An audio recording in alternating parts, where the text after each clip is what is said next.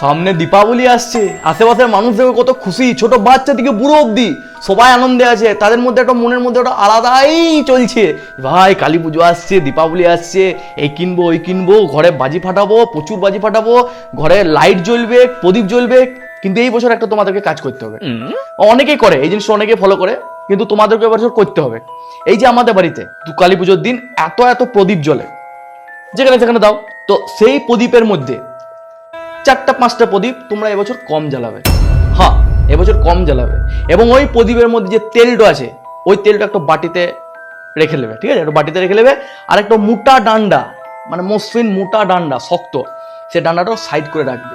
আর ওই তেলটা দিয়ে পরে ওই ডান্ডাটা ভালো করে মালিশ করবে, তাহলে যেন চকচক করে, ঠিক আছে?